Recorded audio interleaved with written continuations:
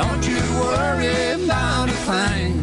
Jesus Christ is still the King. Welcome to The Uncommon Good with Bo Bonner and Dr. Bud Marr on Iowa Catholic Radio.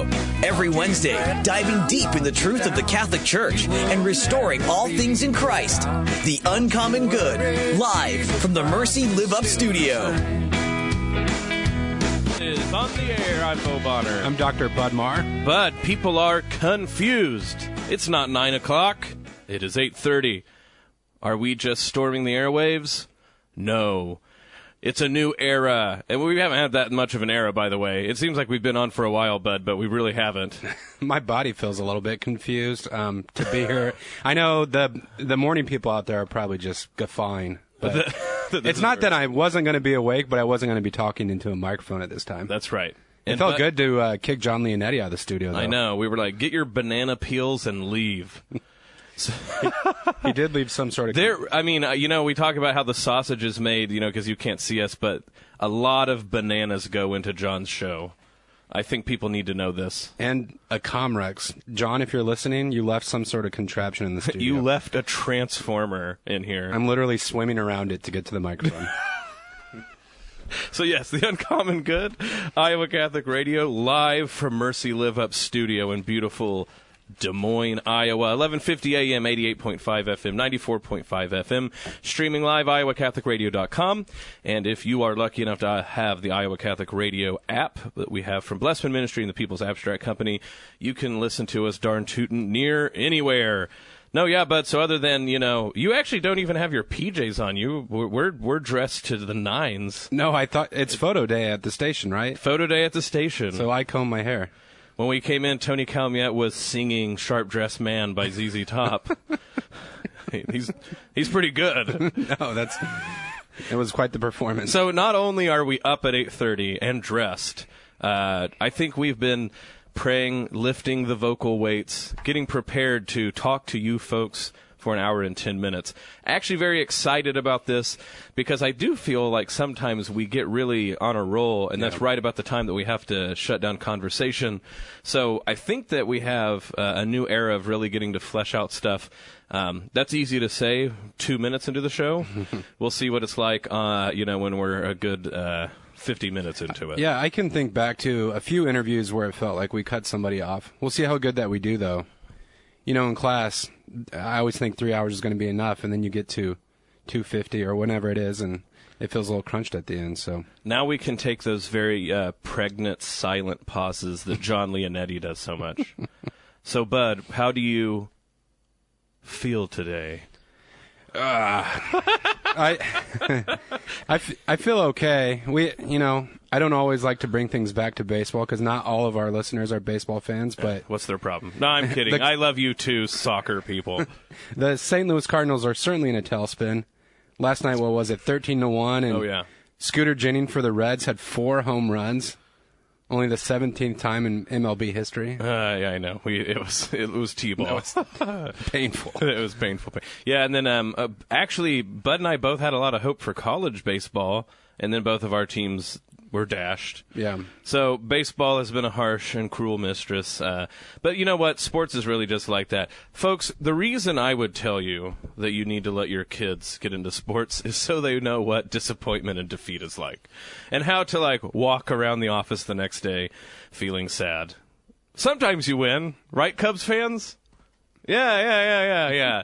Yeah, just for this year. We'll see how you have to pray for a long life as a Cubs fan. You have to pray to experience those highs. Longevity. Yeah. Well, so even with our new hour-plus long show, as always, we're underwritten by Mercy College of Health Sciences. We are in the middle of the summer semester. What are we, week 4? Week 5. Week 5. I really feel this is where we start getting, hitting the stride of all of it.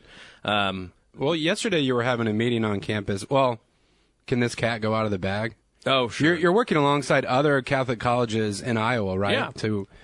To kick off a program, I guess, for faculty to strengthen their faith. Yeah, we'll see how it goes. I mean, beyond anything else, I think it's a great thing to say that, Mercy College, we obviously, we love having our students. There's so much that we get to do here in the community, but we're also reaching out to the other Iowa Catholic schools and really talking about what we have in common. So it's a really wonderful thing to be able to work for a place that makes not only connection with their students in the community, but also the wider Iowa Catholic community as well. Also underwritten by Cartridge World. So Cartridge World is an industry leader delivering high-performance printing products that help you save time, money, and print great. It's perfect for businesses, home offices, college students, or busy moms trying to find affordable printing supplies, including ink, paper, toner, or printers. Business customers, pickup and delivery are available. 801 73rd Street in Windsor Heights, 515-564-7400, and online, cartridgeworld.com. I should also say for Mercy College, there's all sorts of ways that you can hear us. We were on iTunes, on the old podcast. I'm still not quite sure what that technology means.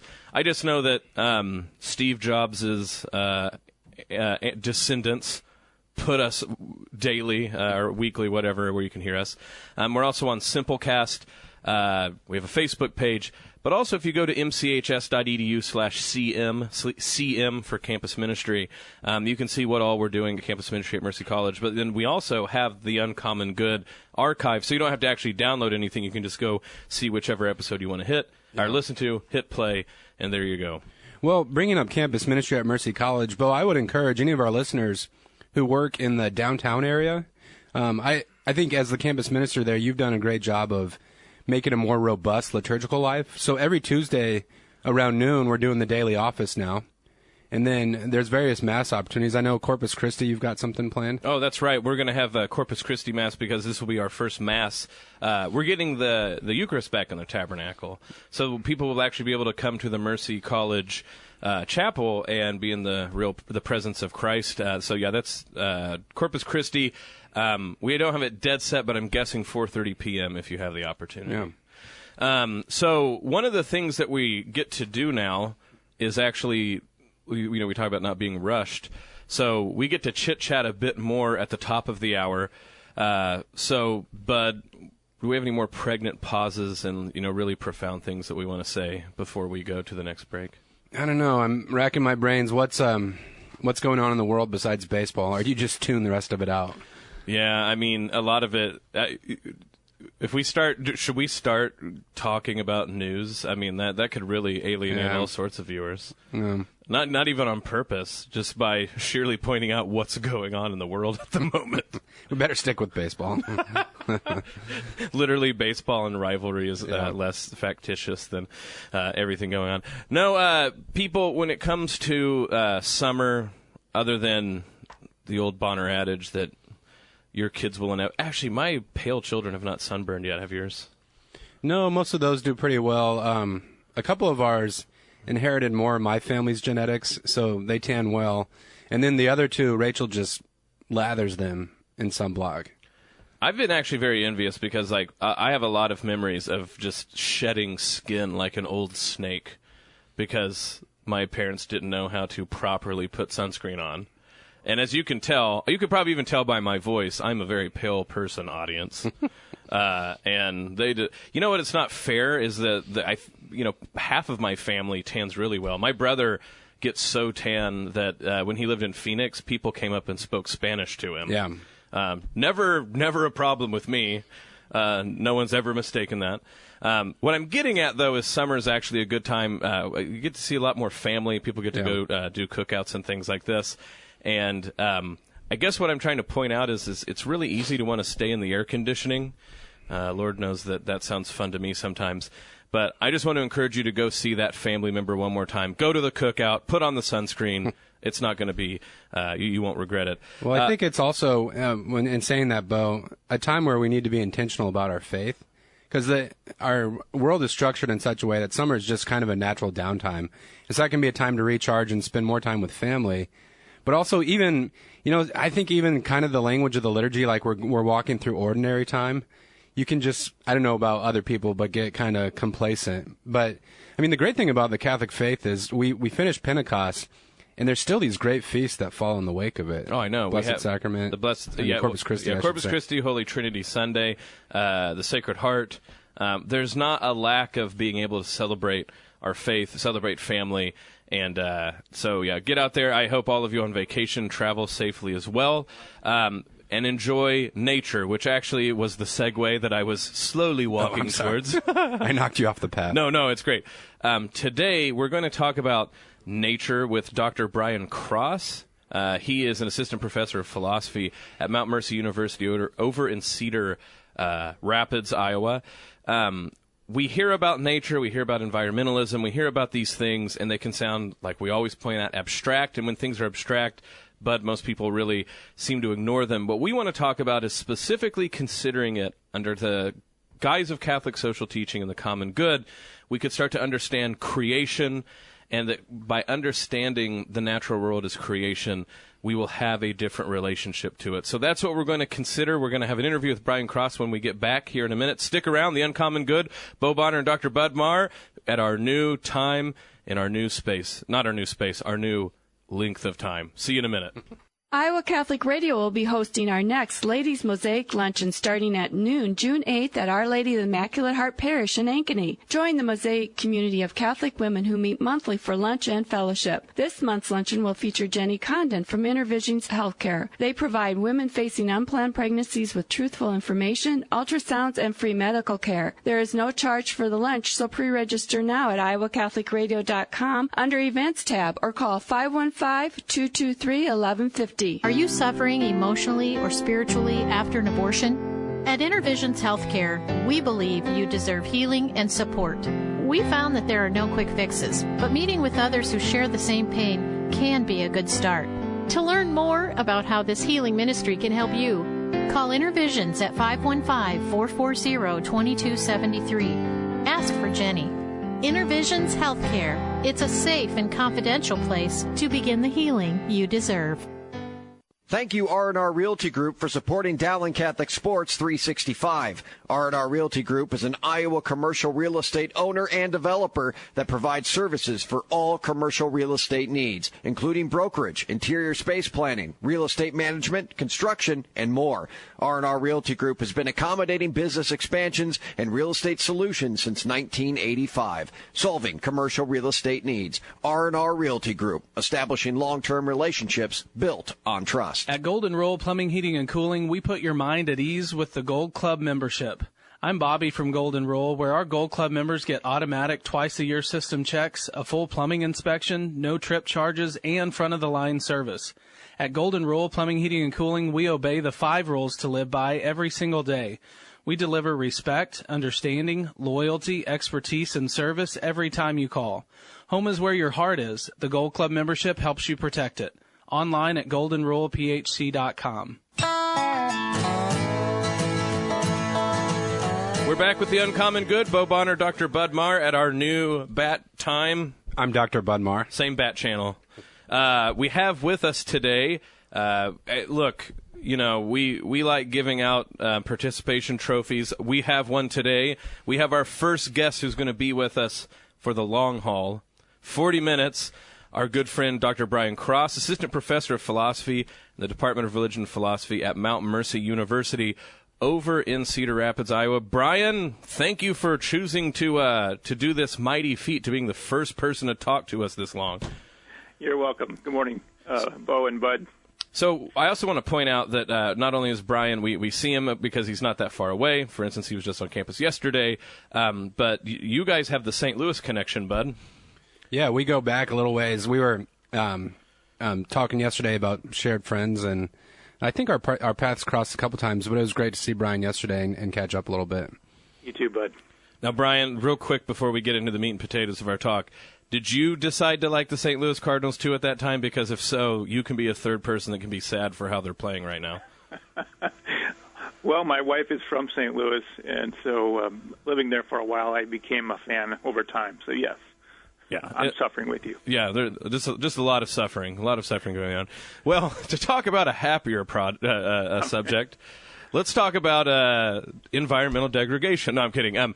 Brian, what we wanted to talk about today, if you've heard our show, and I know I've talked to you about some of these things, we like to point out that a lot of the concepts and the things that people struggle with when it comes to social teaching or social issues is if they remain in the abstract, people can either ignore them or they can get a sort of perverted sense of what they mean. And then it gets really strange for them to sort of place those concerns in their life. And for me, one of the cardinal examples of this is the environment.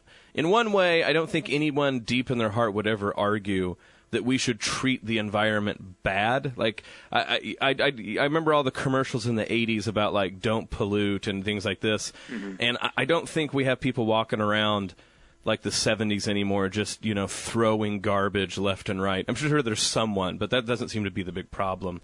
The big problem seems to be, in the abstract, we can care about the environment or nature, two words that just show how abstracted this concern has become. But how do we make it a day-to-day concrete concern for people, and how is it that the Catholic social teaching and understanding of the common good might be able to have this land for people? And so that's the discussion that we want to have today. Mm-hmm. And I know that you've had a few opportunities to get to talk about these things. Mm-hmm. Boy, this is a big question. One of the things you see in Pope Francis's Laudato Si, I assume you've already mentioned that or talked about it, this encyclical that came out in 2015 concerning the environment. One thing I noticed in this document is he talks about, he mentions 3, but there's actually 4, even in the document, 4 harmonies, 4 relations that are interconnected, according to Pope Francis. One of them is relationship between God and man, and another is between man and himself. And then a third is between man and society. So when I say man and himself, I mean our internal relationships with ourselves, loving ourselves. And then thirdly, our relationship to our neighbor, so that horizontal kind of relationship. And then fourthly, this relationship between man and the environment or nature or creation, broadly speaking. And what Pope Francis says is that in the same way that we've kind of more clearly seen that the relationship between God and our neighbor is connected. You can't love God and hate your neighbor, right? So these two relationships are interconnected. In that same way, our relationship between God and our relationship between creation is interconnected, so that we can't just destroy nature or have a disordered relationship with nature and at the same time love God. And I think that's a way of situating what this encyclical is doing, is helping us see that we have an ethical obligation as part of the gospel. The part of the gospel is including this care for nature and creation in the sense of it accompanies the doctrine of creation. That's part of what it means to live out the Christian life as part of the gospel. And sometimes I think we see, I saw a graphic last year of someone saying, we're not called to take care of the earth, we're called to save souls. And I kind of winced when I saw that, because I thought, well, that's really a false dichotomy. From a Catholic point of view, caring for nature is part of living out the gospel. You see this in Scripture, don't you, Brian, that, the initial vocation that God gives humanity, part of that involves being fruitful and multiplying, and marriage is instituted from the very beginning. But God also tells the first humans to till the earth, to keep the earth. And if I remember correctly, the language there is language that derives from the temple, from the priestly ministry. So in a sense, we offer up the earth as, the gifts of the earth back to God in thanksgiving, right? Mm-hmm. And, here, I think there are 2 things we could say here. One is that the doctrine of creation is a kind of transcendent third between 2 alternative positions that you might see. One would be a kind of deification of nature, seeing it as a kind of small g God. We can see this more historically. And in some cases, even today, where the value and goodness of the earth is overrated, as it were. But the other side is the one that Pope Francis addresses more specifically and explicitly in the document. And this is the kind of reduction of nature and earth to just raw material, just something that's the product of chance that we can just exploit however we wish. And the doctrine of creation situates our understanding of nature between those two in a transcendent way. It's not just the middle position in the spectrum, but it calls us to see nature as a gift from above, so that it didn't just come from chance, and it's not just there to exploit, nor is it a kind of demanding deity. Rather, it's something that we're called to give stewardship over. So we've been entrusted with this gift of creation, and we are called, therefore, to maintain it, preserve it, and hand it down to our offspring, our future generations. And that's something that follows from the doctrine of creation, that all of nature is a gift to us from our Heavenly Father. And something that Pope Francis does, in this encyclical is to clarify this idea of dominion. So from that Genesis text, to exercise dominion. Well, that's been misunderstood largely by so many people, and he corrects that. It's been misunderstood as giving a green light, as it were, to exploitation, unlimited, unbridled exploitation. And he says that's an incorrect way of understanding that passage. He helps us by clarifying that this is actually a call to stewardship. I think what I'm reminded of, I'm throwing this out like people might have just read it, so forgive me for being an egghead, but Martin Heidegger has a term called the standing reserve, and he says that this is how we've come to view nature. You're talking about this as a vast pit of raw material. But there's this way in which we think of nature especially. I think we think of a lot of things like this, but nature especially as a commodity that's waiting, just waiting to be used. And we'll even talk about this by making futures predictions on everything from wheat to how many pigs there will be. I mean, those are things we use, but we do this with all of nature. We think of the sea as a resource. We talk about all of these things as if there's a big cupboard that we live amongst, to just be able to do with as we please, instead of seeing the sort of interrelationship between them, to note what you've said. I think part of this has to do with what it means when we talk about justice once it's larger than just justice between human beings. Mm-hmm. I think times people think about justice in terms of, okay, the classic definition, to give each one their due. All right, we can kind of see that. We might argue about it, but we understand about giving other human beings their due, whether it's someone I know intimately that I have a lot that I owe them, to just the person on the street. What does it mean when we start talking about justice towards non-human entities? Well, we already do this, right, with God. We talk about religion as what is owed to God, right? Our worship of Him is what is owed Him. But do we ever think about that in terms of creation? And just the word creation, of course, means that which is around us, that nature, is a creature like us, a created thing, and therefore it too, just by its mere existence, demands not only respect, but this idea of justice. Do you think that might be something that's hard for people to think about, is that Catholic social teaching would say there is a justice that is owed to the non-human order? For sure. Again, I think that there's, on two sides, we can err on two sides here. One is to, again, see nature as just raw material to be used, like you said, and the other one is to kind of elevate it. Elevate it to the point where it's to be deified in some sense. I think that what helps is seeing that things have a nature. Things have a kind of intrinsic dignity, as Pope Francis said. It's not just humans that are made in the image of God. Yes, we are made in the image of God in a unique way as rational beings, but Pope Francis helps us see that every creature reflects something about the perfections of the Creator. And so every creature, in some sense, bears the image of God and has a kind of intrinsic dignity. And that's a concept that's harder for us to grasp even when it comes to humans. What is intrinsic dignity? How do we see intrinsic dignity? But if we take what he calls the technocratic paradigm, or this kind of mechanical, reductionist, way of looking at nature, we lose sight of intrinsic dignity. And when we lose sight of intrinsic dignity in the natural order, then we lose sight of what justice obliges us to give to nature. We just see it, again, as raw material with no limitations or restrictions in terms of how we ought to treat it or what is due to it. Say, for example, abuse of animals. If you don't see the kind of intrinsic dignity of creatures and what is owed to them according to their nature, then you think, well, I can just do to them whatever I wish. And that's where we are today in large measure. I mean, some people are recognizing at the level of pain we have an obligation to creatures, but the underlying natural order and the intrinsic dignity of creatures is not something that's usually appealed to justify proper treatment of nature. You're listening to The Uncommon Good with Bo Bonner and Bud Marr. Bryan, that's great stuff. You know, let's be honest, in our context, these things get politicized in kind of a negative sense of the term, where you think about, I don't know, you sometimes hear environmentalism and think about a concern on the left, and then broadly speaking, life issues is a concern on the right. One thing that's fascinating to me about Pope Francis' encyclical is he connects these concerns talking about a throwaway culture. Yep. And he says, you know, this kind of throwaway culture that has developed, it's the same driving force that can cause a lack of concern for the elderly.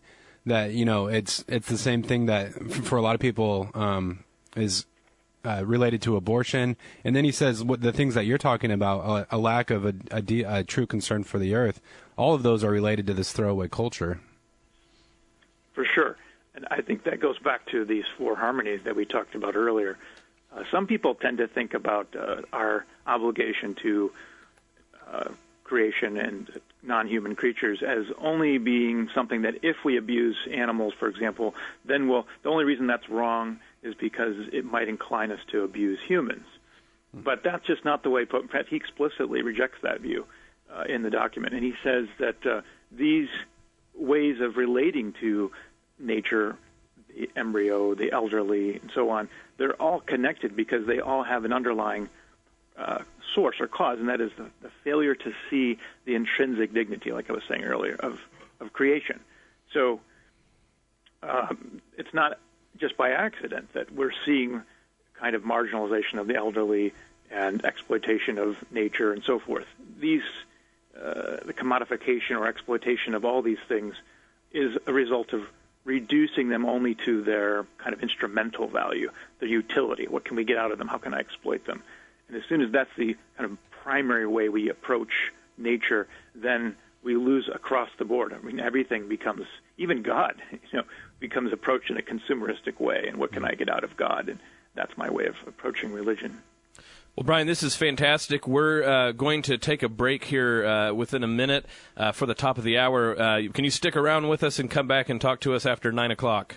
Sure. Wonderful. You've been listening to The Uncommon Good, Bo Bonner, Dr. Bud Marr, like we've been saying at our new hour, so 8:30 to 9. Bud, this first 30 minutes sped right on by, don't you think? Yeah, it did, and looking forward to this next part of the conversation. Still some important things to tackle. So stick around, folks. We're getting ready to do our top of the hour break. We'll be back with Dr. Bryan Cross, Assistant Professor of Philosophy at Mount Mercy University, and we're talking about creation, care for creation, and everything that has to do with that. Stick around. We'll be back in a few minutes. Even though I walk through the valley of the shadow of death, I fear no evil, for you are with me. Your rod and your staff comfort me. Helping you grow in your relationship with Jesus Christ. Iowa Catholic Radio. At Golden Rule Plumbing, Heating, and Cooling, we understand you.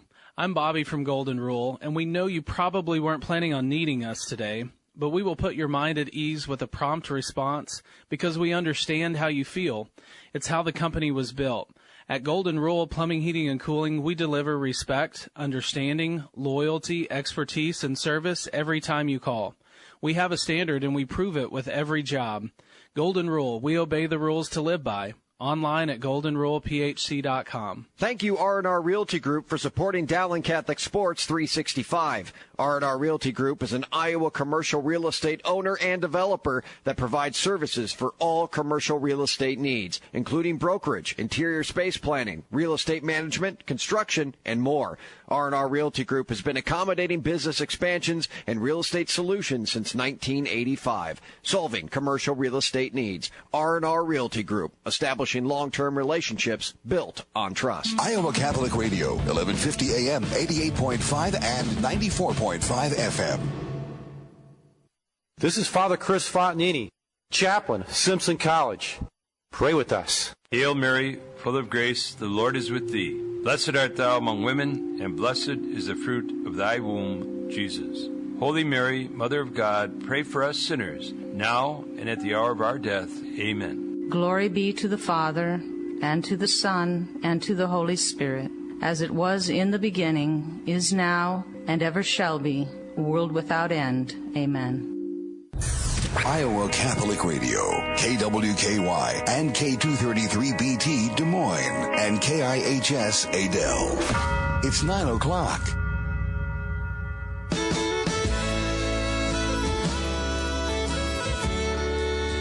We are back with the Uncommon Good. You heard that right, folks. If you're tuning in 9 o'clock, expecting the top of the show, we have now gone to our hour-plus format. We started at 8:30.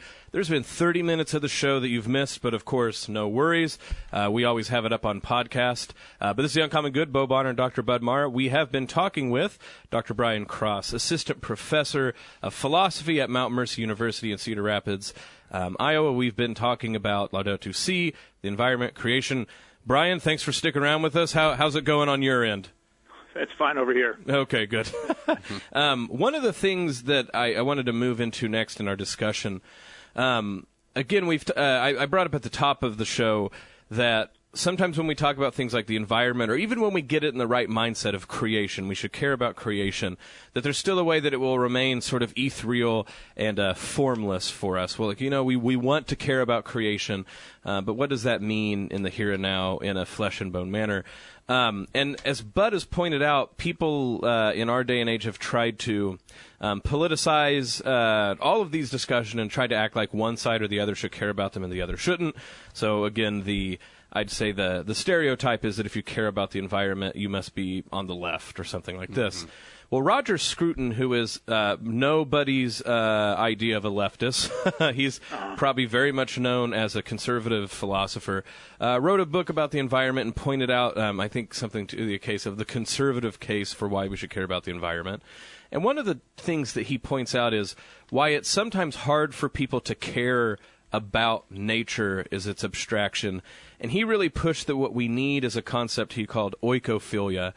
Oikophilia, so we're actually more used to this Greek word than we realize. Oiko means home, and it's where we get the word economy. And philia means love. It's in the word philosophy. So oikophilia means love of home or love of place.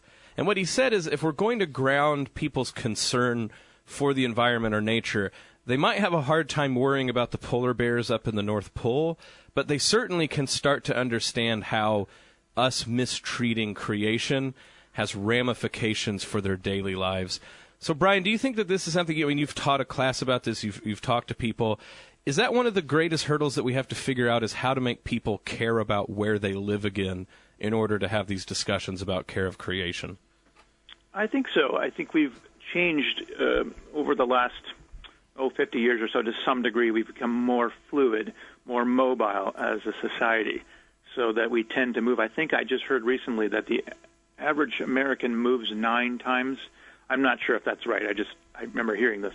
But that's a lot of moving, which means that we tend not to be deeply rooted or invested in the local community when we're so mobile. And the consequence of that is that we tend not to value or come to see with a contemplative perspective the sacredness of what's around us, the value of the place with its history and its connections, and so its connections to our past. So place just becomes something where, again, an instrumental value. Okay, I'm living here now because I just need somewhere to live in order to make money at this present job, rather than seeing this place as, well, this is where my great-grandfather was, and this is where he's buried, and this is where he planted crops and planted this tree, and then you start to see nature in a way that's deeper and more recognizing its long-term value and intrinsic worth. Yeah, Bryan, we've talked about this some with our students as well. Yeah, in this class on servant leadership that we teach, one of the contexts that we talk about is Haiti, and part of this is rooted in our college was founded by the Sisters of Mercy, and they have real active ministry in Haiti. It's also the poorest country in the Western Hemisphere. But as we've looked at that context, one thing that I've noticed is that when we talk about care for creation, we can't rely on good intentions. So there's a huge project down there. It's called the Pellegray Dam, and it was it's a project that was a working out of a conversation between leadership in Haiti and then folks from other parts of the world with global concerns. But the idea was that you could build this huge dam, and it would create a lot of jobs in a country where unemployment's a real problem, and also power, large urban centers in the area. The problem was that no one stopped to talk to the people who live near the river, and this pretty much decimated both the fishing industry there and the ability to farm in different ways, pig farming, and also some of the crops that were grown near the riverbed. So we can't rely on good intentions. That's one side of things for me. We do have to cultivate that idea of oikophilia. On the other side, though, I think when we talk to students, talking in that way, it can create a kind of paralysis. So, okay, I'm not supposed to build this huge dam, and it's not just about who I vote for, but where do I begin, boots on the ground, so to speak? I mean, even thinking about living here in Iowa, I can understand why maybe farmers are distrustful of, like, a governmental solution or big solutions when we talk about care for creation. But where do we, so to speak, begin on these matters? Well, that's a difficult question. Your example from Haiti sort of illustrates something that Pope Francis talks about. He talks about a particular paradigm, this systematic way of conceiving of reality. And so he refers to it as the technocratic paradigm, in which he says is very common, and he criticizes it.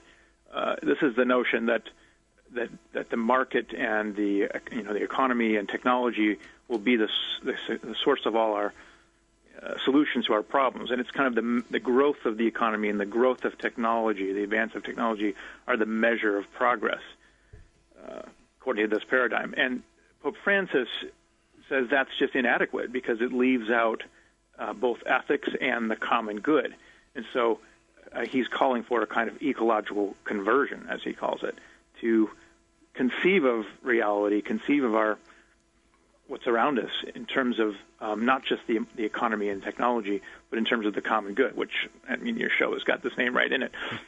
So that calls us to think about what is the common good.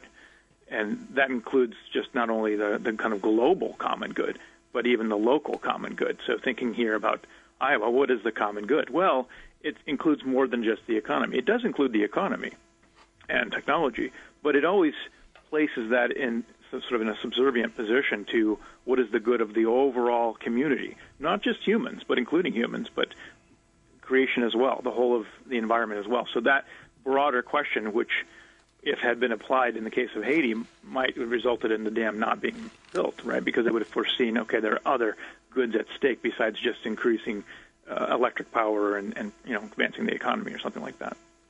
This is The Uncommon Good with Bo Bonner and Dr. Bud Marr. We're speaking with Dr. Bryan Cross, assistant professor at Mount Mercy University in Cedar Rapids, Iowa. Bryan, one thing that comes to mind when we talk about that is when the way that we can use words and concepts to sort of either excuse ourselves or to be frankly nihilistic, to say, well, there's, the die is already cast, there's nothing we can do about it. So I might as well eat, drink, and be merry, for tomorrow us and all of the birdies die. And what I mean by this is, since we're ignorant of sort of the history of even the places we're at, because like you said, either we move too much or we don't care, we can get this idea that, we are humans and we live in cities and there's pristine nature and it's off somewhere, like in Yosemite National Forest or something like this. So that's a concern that's far away from me. Or we can act like, oh, well, the die is cast, the world is already ruined, so we may as well just try to make as much money while we're at it. What I think is funny is if you know anything about the history of the Great Plains or the middle of the United States, nothing... What we consider rural in the United States does not even look like what the place did 150 years ago. This is really the case in Oklahoma and Kansas, where I come from. But I know Iowa, it's the same way. We have this idea that once you get out of city limits, you're in absolute wilderness, but that's almost absolutely never the case anywhere in the United States outside of maybe like Montana and Alaska. We are already inextricably tied up with the natural world. To call it nature and act like we're not a part of it is in some ways already the problem. To act like we can divorce ourselves from that relationship. And it's also funny to act like civilization somehow only happens where there's paved streets. I always tell people, if you want to see civilization, you should go drive by a farm, because that meant people have been tilling the land, and that's not, I mean, just because there's trees doesn't mean you're in the wilderness. Do you think sometimes what's misguiding some of our relationships is just either a lack of a history of the place, or even sort of the tricks we can play language-wise when we talk about things like quote-unquote nature or civilization? Yeah. It's interesting to read the history of the environment in the U.S. Read about it. This class that I taught this past January, we looked at some of the writings of John Muir and Aldo Leopold, and just, you know, the way they described kind of the original wilderness as they came through it. Even then, some of it was already changed, but there's a way in which even Pope Francis talks about a kind of urban blight, which is, he's not criticizing kind of cities at all. He's saying that there's a way of, that humans need contact with nature. It doesn't have to be absolute wilderness, you know, like Yosemite, but to be in a city that doesn't take note of that human need for contact with nature is a kind of deprivation of what we as humans are. Man does not live by bread alone. We don't live by concrete and glass alone either. We need contact with nature to understand who we are as part of nature, as you said earlier. And so this is something that he's calling us to, going back to recognition that we're part of nature and that we need that contact with nature. I think I'm reminded of this story. I think it was Pope Leo XIII who was concerned that there were too many city lights at night in Italy, and so that obstructed people's view. The light pollution was obstructing people's view of the stars. And he was concerned that this would take away from people's view of ability to see God in the stars at night. And I think that's marvelous, because he's recognizing that our ability to see both God, to kind of encounter God in creation, and to know ourselves, who we really are as part of creation, as part of the natural order, and therefore with the responsibility of stewardship, that requires some kind of real connection to nature, some kind of contact that's authentic with nature. Bryan, one thing that I think might be on our listeners' minds, because I know I've wrestled with this in the past, but when you get into the literature on environmentalism here, and I'm thinking here not so much what the popes have written in the tradition of Catholic social teaching, but if you think about environmentalism as the conversation takes place in the world, and let's just be honest, out there's authors and thinkers who say fundamentally the problem is overpopulation. And there becomes this kind of misanthropic human beings, like too many human beings are what's ultimately destroying the earth. And this, for Catholics, you know, some sirens really go off here with our openness to life, and of course the Church's stand against artificial contraception.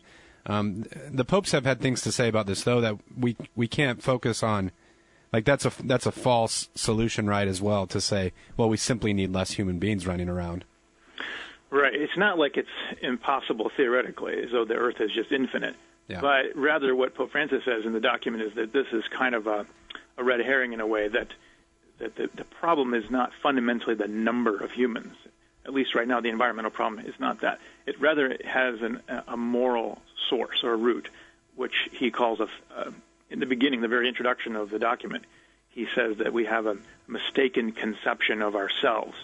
We tend to see ourselves as lords and masters over the earth rather than as stewards. So that's a mistaken view of creation, but also a mistaken view of ourselves, kind of the opposite of humility. It's a kind of arrogance about who we are. We sort of put ourselves in the place of God. And then secondly, he says that the source of this environmental crisis is violence in the human heart, and essentially a spiritual sickness. And these would be, the vices of greed and selfishness and so forth, over, consumption. And this is where he locates the root of the environmental problem, which he's not denying the environmental problem, but he's identifying the real root of it rather than just the number of people on the planet. Bryan, one thing that really stuck with me in Laudato Si is Pope Francis refers to Romano Guardini's book, Letters from Lake Como. And so I then went and read that. And one of the big takeaways from that book, I think maybe clears up some confusion that people have. Because what maybe they'll hear, and usually when people think this, they're not being charitable, but even sometimes people go like, okay, you've said all this, so what do we need to do? Do we need to go back and live in grass huts? Should we not eat anything? If we're the problem, what do we do at all? And Romano Guardini has this wonderful image that when he went to Lake Como as a kid, it wasn't that human beings didn't harness nature towards an end. He says human beings have been doing that since we've got, going as a species. But he said, if you look at the technologies that he grew up with on Lake Como, a sailboat. And a sailboat is this human manufacture, a thing a human made. But it, so to speak, glides atop the water. It goes with the wind.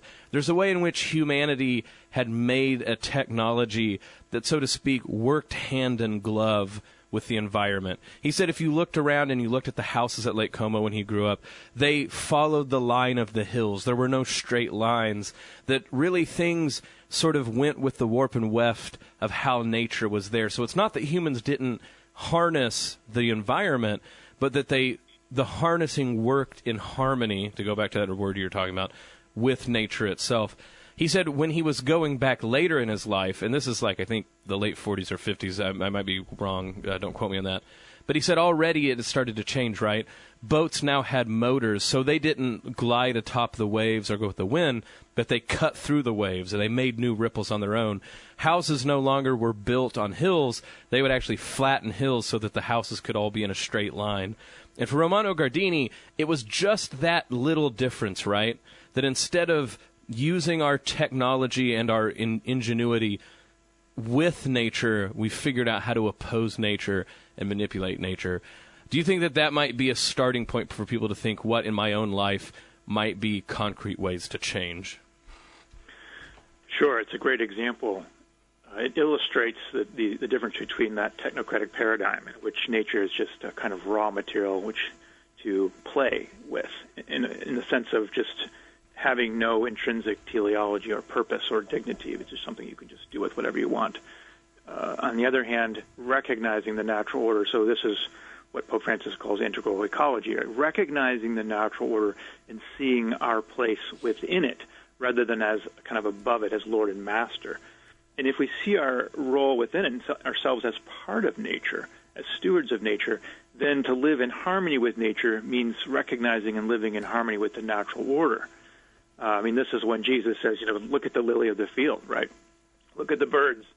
There's a kind of appeal to nature, not in the sense that it guarantees if we can derive everything regarding morality just by looking at the birds, but by recognizing that there's a natural order and that living ethically, living in accordance with the will of God and becoming more Christ-like even, so growing in holiness, means also at the same time growing in our harmony with nature, with the natural order.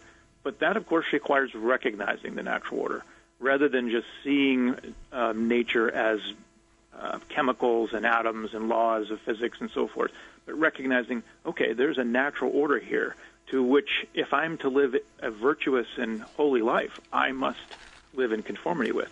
And that's a different way of seeing it. It results from what he calls ecological education or aesthetic education, a kind of contemplative education, to see not just nature as in a superficial way as something to exploit, but rather to see more deeply into nature, in order to see that natural order. And I'll just come right out and say this. There's nothing more traditional than believing that harmony and limits is a guiding principle for what we do. There's nothing more, quote-unquote, conservative than to say that we're not going to do whatever we can just because we can, but that we're going to order our actions towards a goal along with boundaries that God in nature has set.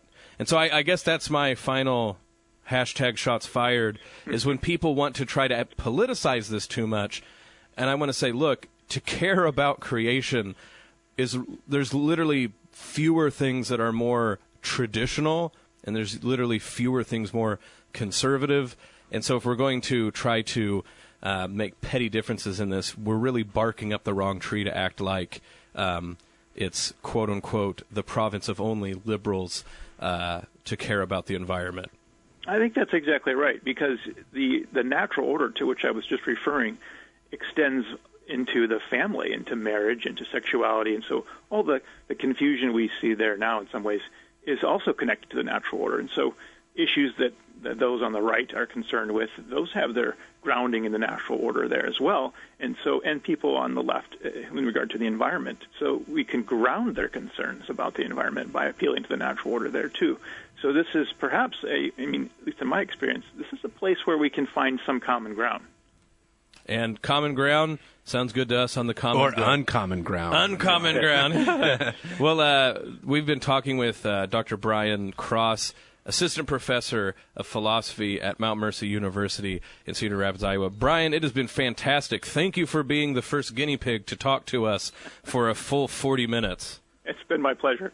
Well, please come back, Bryan. Thanks so much. Yeah, it's been wonderful. Well, thank you, guys. We'll be back in a minute with the Uncommon Good. Bo Bonner and Dr. Bud Marr. Stick around. We'll be right back.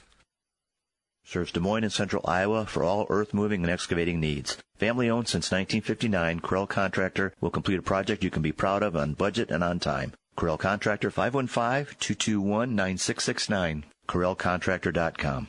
Iowa Catholic Radio will be hosting our next Ladies Mosaic Luncheon starting at noon, June 8th at Our Lady of the Immaculate Heart Parish in Ankeny. Join the Mosaic community of Catholic women who meet monthly for lunch and fellowship. This month's luncheon will feature Jenny Condon from Intervisions Healthcare. They provide women facing unplanned pregnancies with truthful information, ultrasounds, and free medical care. There is no charge for the lunch, so pre-register now at iowacatholicradio.com under Events tab or call 515-223-1150. Hi, this is Marty McDonald with McDonald Imaging Solutions, and it's been my joy to support Iowa Catholic Radio by printing the famous Pope on a Stick fans used at the Iowa State Fair. We also printed the Our Catholic Schools Rock folders. McDonald Imaging Solutions is a family-owned business with over 1.5 million promotional items to choose from. We specialize in custom labeling, marketing, and corporate apparel. I personally help any business, big or small, to build their brand. Online at McDonaldImagingSolutions.com. 276-2587. Iowa Catholic Radio is looking for smiling volunteers. Would you like to be a part of our Christ-centered environment to spread the word of God? Iowa Catholic Radio hosts over a dozen events where you could answer the phones, register event attendees, maybe help at the state fair. There's lots to do. Please join the Iowa Catholic Radio family of volunteers and give us a call at 515-223-1150. Thank you. Thank you to Mercy College of Health Sciences, downtown Des Moines, for underwriting the Uncommon Good with me, Bo Bonner. And I'm Dr. Bud Marr. We're heard every Wednesday at 9 a.m. and 9 p.m. on the Iowa Catholic Radio Network. A fun and engaging news show that we hope our listeners will love. Be sure to listen. We're back with the Uncommon Good, Bo Bonner, Dr. Bud Marr. If you just heard that commercial, well, we got news for you. We're not on at 9 a.m. anymore. We are now on 8:30 to 9:40. Man, Bud, we're about done with this show, and I was worried about how long it would take, but it's really been burning through. Well, no, it's about 9:23, and Deacon Tony said we have to be off. Hard stop at 9:37, so don't get tackled by the deacon. I know. Did you play football in high school? Football? No, I didn't. But the spin class makes your reflexes are very fast. Football injury, I fell off the bench and that was it. Okay, well, I still am worried about getting tackled by you, so I will not exceed the 9:37 hour. Well, but for our first hour plus show, we don't have a great moments, but I think we have an unbrilliant question. So, Bo, the unbrilliant question that's been bouncing around in the old noggin as we talked was, does Laudato Si mean that I have to purchase a hybrid car? Yes. Okay. And that's all you got to do. Well, no, I'm kidding. No, of course. And, it's funny. I always feel a little guilty when we're talking about Laudato Si in an air-conditioned room. Yeah. Pope Francis is not the biggest fan of air conditioning. I'm like, well, Pope, you don't weigh as much as I do. No, I'm kidding. Your love of air conditioning is really a concern for other people, right? That's right. Well, no, and I will say this is that as much as I can come off like a Luddite, and there's many things about the modern world that I would be totally okay tossing, for the sake of people sitting around me, I do appreciate showers and deodorant. Mm-hmm. However, unbrilliant question. Does that mean that, like, there's this checklist of things? Now, what I want to point out is when we have this idea that, in order to be and caring about creation, what I need to do is go make economic choices, plays exactly right back into what Brian was pointing out about Pope Francis. This is the what did he say? The technocratic solution. Yeah, so it's an economic one, right? So we look at the problem with the environment and go like, I'm buying wrong, I'm purchasing wrong. Well, Pope Francis is pointing out that the entire way that we got into this mess in the first place is by viewing the entire world as a consumeristic choice. We view the environment as a commodity. So if we're going to try to fight consumeristic fire with consumeristic fire, we're not going to make any improvement. Now, of course, that doesn't mean that I don't think economic choices matter. I think they do. Mm-hmm. But it's silly to act like the way that we can change this paradigm is by simply choosing to buy different stuff, and that be the only thing we do about it. This gets back to something that you brought up last week, Bo, where you mentioned Plato's Republic, and maybe a better translation of that has to do with the polis, or the city. When we talk about the common good, it really is the goods that we share in common. And so maybe this is a way to unify that kind of like the joking about air conditioning with what you were saying about summertime and getting out. I mean, one impact of air conditioning is I think people are less likely to sit out on their porches in the evening during the summertime.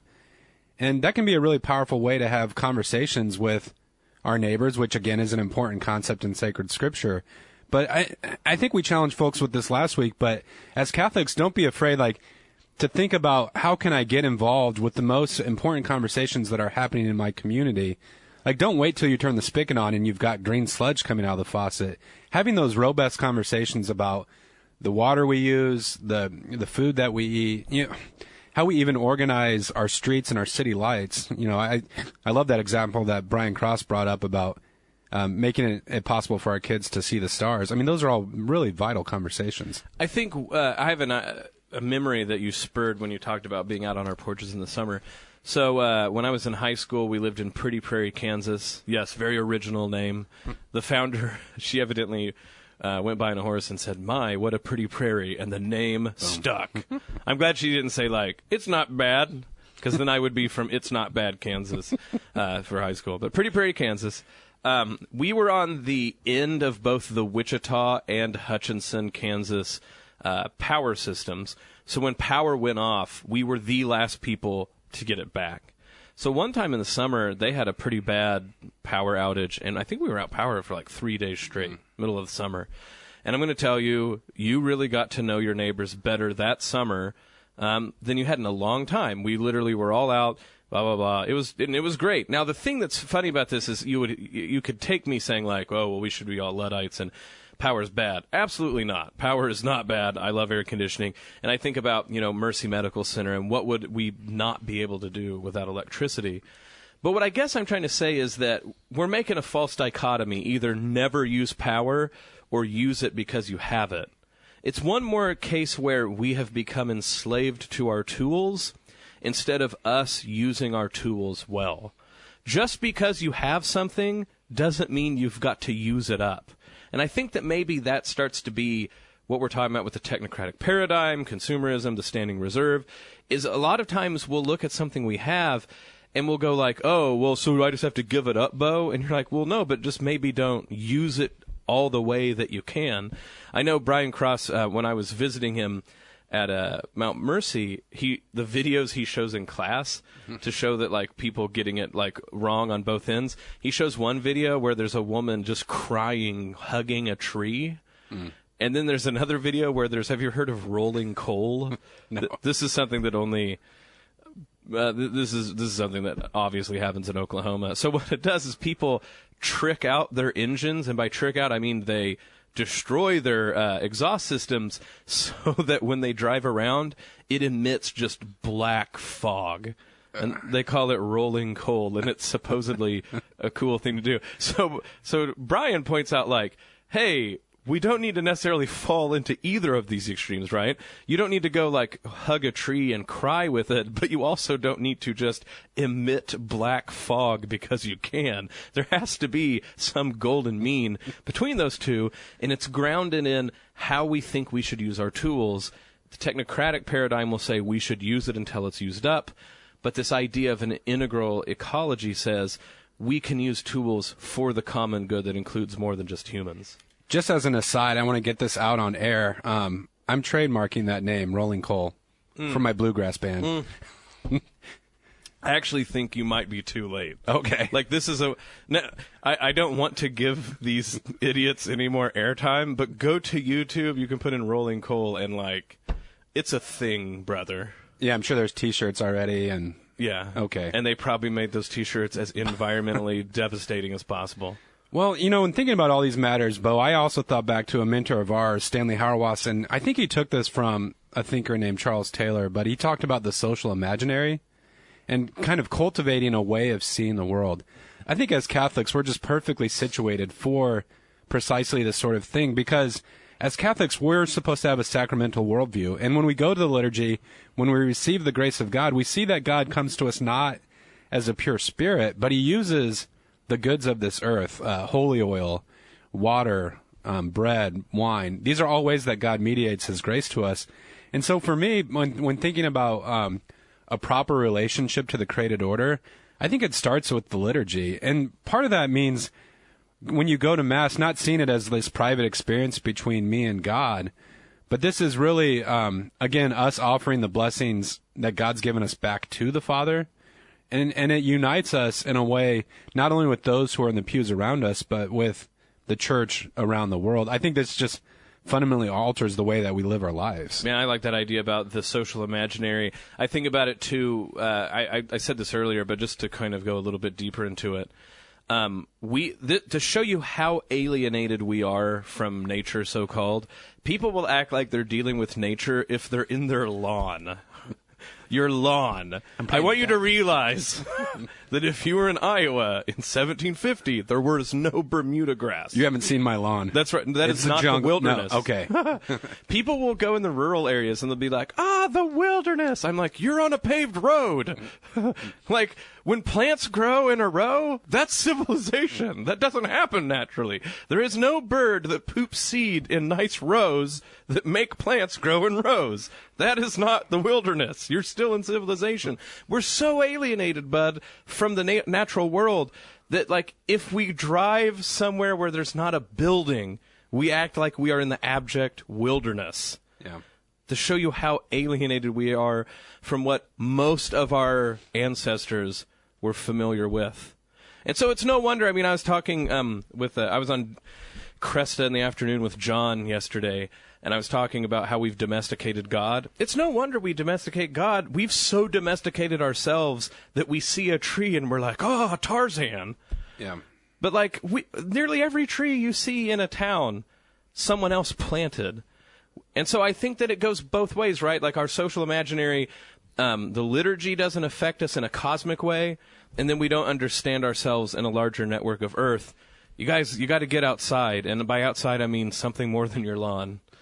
It really goes back in a lot of ways to humanity's original sin, right? Yes. That I think about Adam and Eve and the temptation that Satan set before them. In some sense, it really was a desire to transcend limits. I mean, God had given the goods of the earth to Adam and Eve and said, I'll take care of what you need.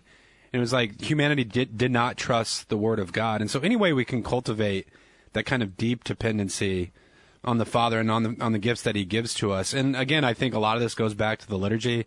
We've talked before on the show about the organization of time and the rhythms of life. If you've ever experienced the older form of the liturgy, you've got something like Ember Days where there's times of fasting and then, of course, coming back to feasting built into the entire church year. We've also mentioned Corpus Christi coming up here.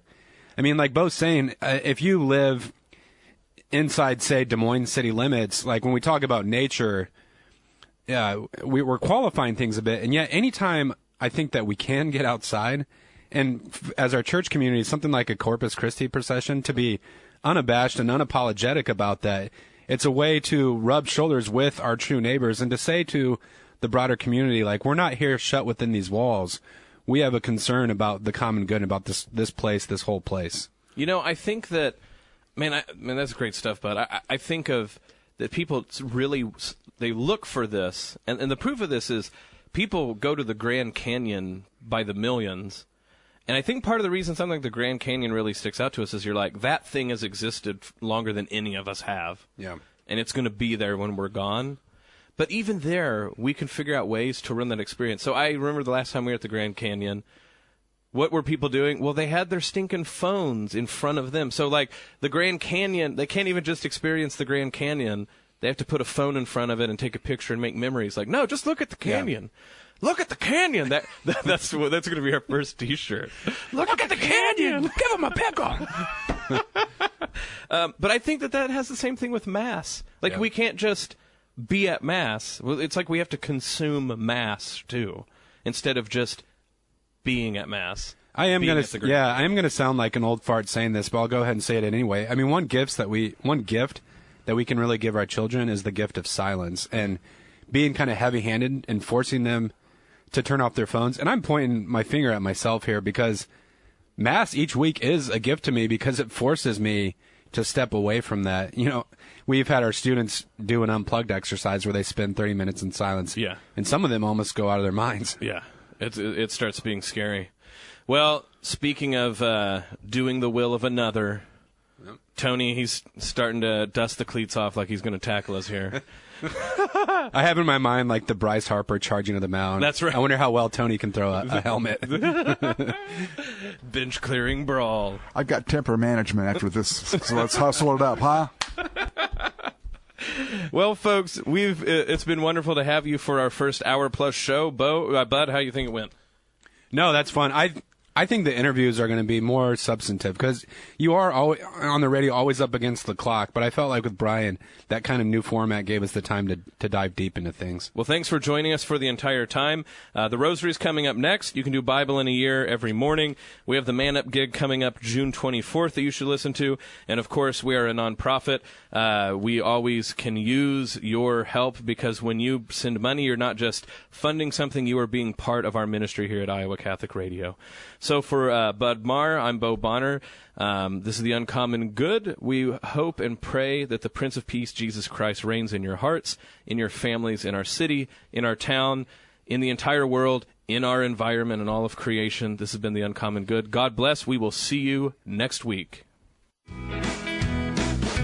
The Uncommon Good with Bo Bonner and Dr. Bud Marr is heard Wednesdays at 9 a.m. and 9 p.m. on Iowa Catholic Radio and on the official Iowa Catholic Radio app.